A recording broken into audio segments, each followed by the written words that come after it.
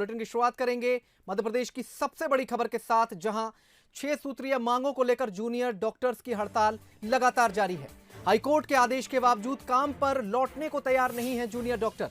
Junior doctors पर contempt of court के तहत कार्रवाई भी हो सकती है। थोड़ी देर में संभागायुक्त ने चर्चा के लिए जूनियर डॉक्टर्स को दफ्तर बुलाया है। हाईकोर्ट के फैसले के खिलाफ सुप्रीम कोर्ट जाने की बात कह रहे हैं जूनियर डॉक्टर्स। इंदौर में 476 डॉक्टरों ने सामूहिक इस्तीफा दिया है। डॉक्टर की हड़ताल से एमवाय हॉस्पिटल की व्यवस्थाएं चरमरा गई हैं। जबलपुर मेडिकल कॉलेज में 22 अतिरिक्त डॉक्टर्स की ड्यूटी लगानी पड़ी है। वहीं ग्वालियर की अगर बात करें तो 330 जूनियर डॉक्टर्स ने सामूहिक इस्तीफा दिया है। जीआरएमसी मेडिकल कॉलेज के डॉक्टरों ने यह सामूहिक इस्तीफा दिया है। तो इस वक्त की यह बड़ी खबर, कोरोना काल के बीच जूनियर डॉक्टर्स लगातार हड़ताल पर हैं। हाईकोर्ट के फैसले के खिलाफ सुप्रीम कोर्ट जाने की भी वो बात कह रहे हैं। इस वक्त की ये बड़ी खबर,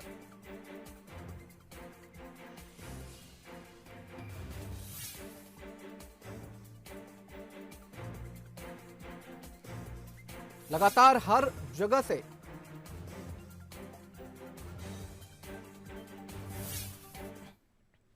इसी खबर पर ज्यादा जानकारी के लिए हमारे प्रतिनिधि हमारे साथ जुड़ रहे हैं, हमारे सहयोगी हमारे साथ जुड़ रहे हैं। उनसे जान लेते हैं कि जमीनी हकीकत क्या कुछ कहती है। सबसे पहले भोपाल का रुख करेंगे, जहां से दीपक हमारे साथ जुड़े हुए हैं।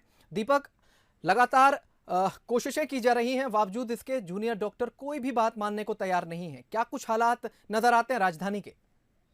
देखिए विकास, सीधे तौर पर अभी फिलहाल ये समझ आ रहा है कि हड़ताल का आज 5वां दिन है। जूनियर डॉक्टर्स जो लगातार 6 सूत्रीय मांगों को लेकर अड़िग हैं, एक तरह से सरकार के खिलाफ उनका रुख बहुत स्पष्ट दिख रहा है कि वो आर पार की लड़ाई के मूड में नजर आ रहे हैं। वो ये आरोप लगा रहे हैं कि सरकार की तरफ से हमसे कोई बात करने नहीं आ रहा है।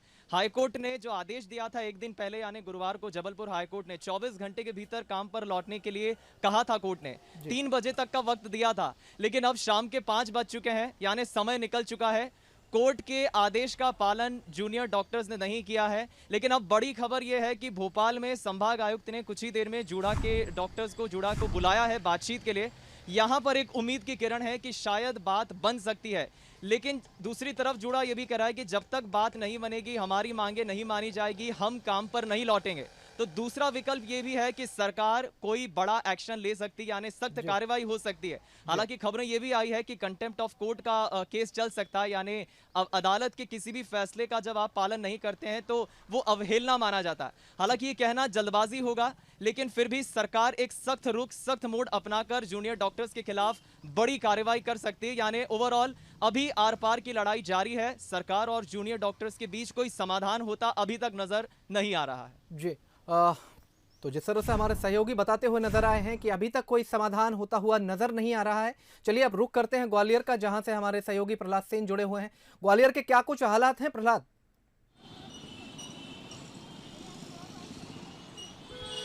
देखिए विकास, हम देखें तो 330 जो मेडिकल कॉलेज के जो जूनियर डॉक्टर हैं वो इस्तीफा दे चुके हैं और उन्होंने स्पष्ट कह दिया है कि जब तक सरकार उनकी मांगे नहीं मानती वो इसी प्रकार अनिश्चितकालीन हड़ताल करते रहेंगे। दूसरी तरफ अगर आज के पूरे दिन की बात करें तो आज जूनियर डॉक्टरों ने, हाईकोर्ट ने जिस तरीके से इस हड़ताल को संवैधानिक बताया है, उसके बाद से थोड़े से तेवर जो हैं वो नर्म पड़े हैं। हालांकि उन्हें मनाने की पूरी कोशिश की गई। खुद संभाग आयुक्त आशीष सक्सेना मेडिकल कॉलेज पहुंचे। मेडिकल कॉलेज प्रबंधन के तमाम जो पदाधिकारी थे वो मौजूद थे, डीन मौजूद थे, इसके अलावा अन्य जो स्टाफ उन्हें मनाने की कोशिश करता रहा। लेकिन वो जूनियर डॉक्टर जो हैं वो अपनी जिद पर अड़े हुए हैं। उनका सीधे तौर पर कहना है कि बहुत ज़्यादा भार नहीं आने वाला। जो उनकी मांगे हैं स्टाइपेंड बढ़ाने को लेकर, सबसे बड़ी मांग स्टाइपेंड बढ़ाने को लेकर है, वो अगर बढ़ाते हैं तो कोई बहुत ज़्यादा भार सरकार पर नहीं आएगा। लेकिन अड़ियल रुख सरकार का है। लेकिन इस बीच अगर देखें तो एक संकेत मिला है कि उन पर अब कोई एक्शन हो सकता है, क्योंकि जिस तरीके से उन्हें मनाने की कोशिश हुई, उन्हें यह भी बताया गया कि हाईकोर्ट ने अपने ऑर्डर में क्या कहा है।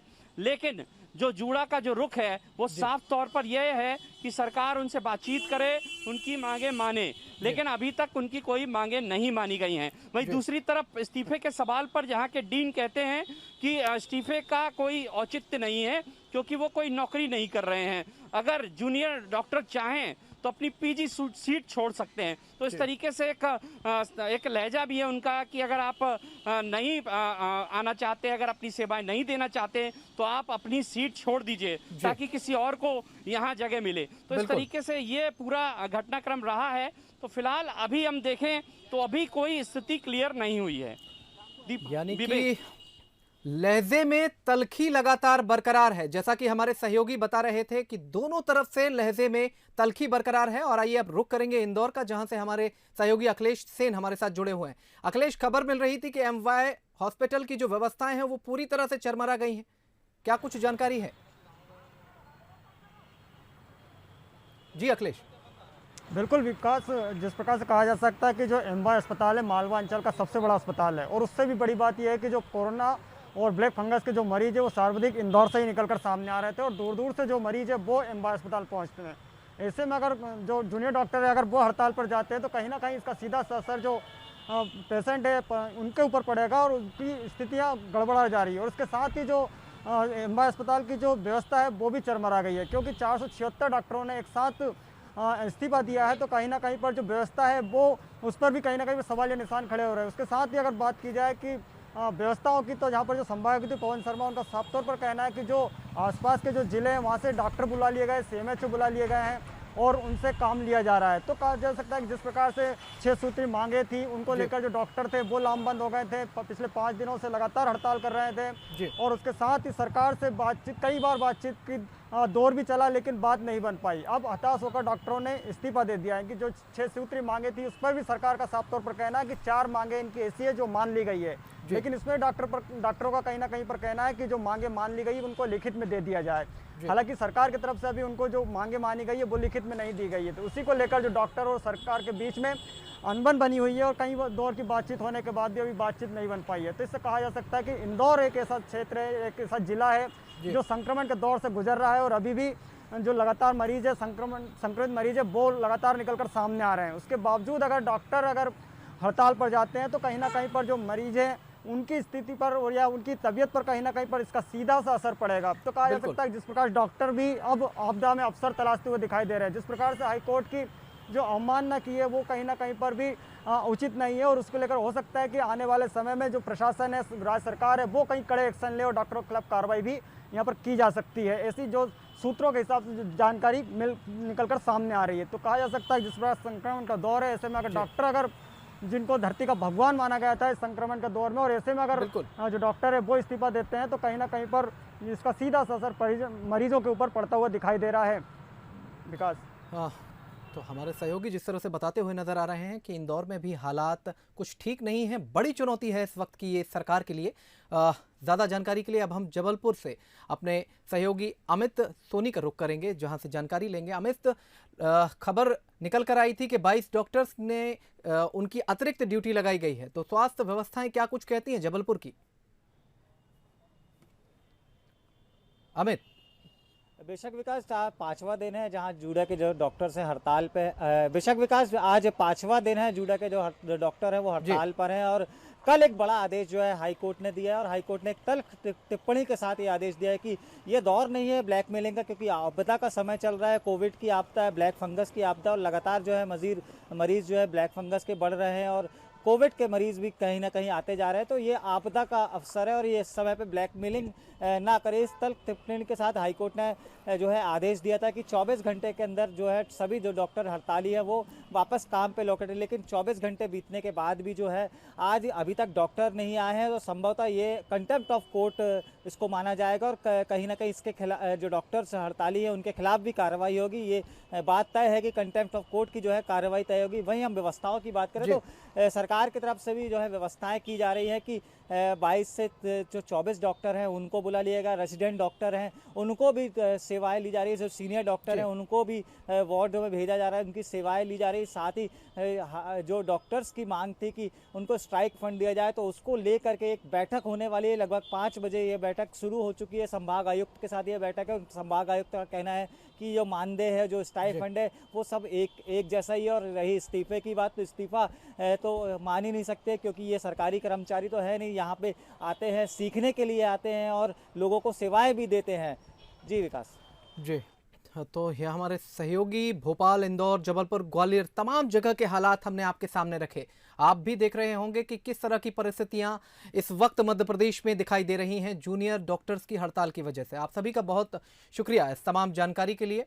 तो मध्य प्रदेश के हालात कुछ ठीक नजर नहीं आ रहे हैं। सरकार लगातार प्रयास कर रही है, हाईकोर्ट भी निर्देशित कर चुका है, बावजूद इसके जूनियर डॉक्टर्स पीछे हटने को तैयार नहीं हैं। उनका कहना है कि जब तक मांगे नहीं मानी जाएंगी तब तक वो हड़ताल पर पीछे नहीं हटेंगे। तीसरी लहर को लेकर सरकार तैयारी कर रही थी। तीसरी लहर को लेकर के जिस तरह से मोर्चा संभालने की बात कही जा रही थी, उस सब के बीच में इस तरह का घटनाक्रम सामने आना वाकई एक बड़ी चुनौती की तरह नजर आता है। इसके साथ ही मध्य प्रदेश के जूनियर डॉक्टर की हड़ताल को देश भर के कई राज्यों के मेडिकल स्टूडेंट्स का लिखित में समर्थन मिल रहा है। वहीं चिकित्सा शिक्षा मंत्री विश्वास सारंग ने कहा कि मरीजों के साथ ब्लैकमेलिंग नहीं होनी चाहिए।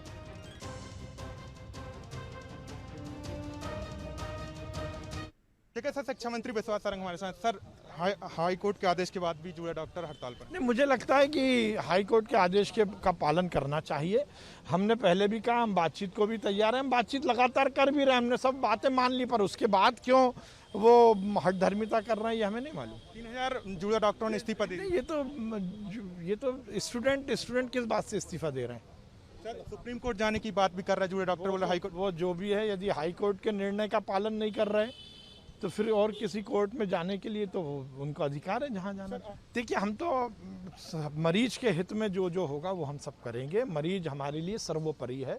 हम बातचीत को भी तैयार हैं, हम बात भी कर रहे हैं, हम मरीज के हित में काम करेंगे। फिर भी यदि नहीं हटते हैं सर जी, तो आपने सुना विश्वास सारंग जी को, उन्होंने बोला है कि जो मरीजों के हित के लिए फैसले होंगे वो प्रदेश सरकार लेगी। लगातार हम बात कर रहे हैं जूनियर डॉक्टरों से, कोशिश यही है कि बातचीत से हल निकले, लेकिन यदि नहीं निकलता है तो आगे के जो भी मरीजों के लिए उचित फैसले होंगे वो लिए जाएंगे। कैमरा पर्सन विजय सेजकर के साथ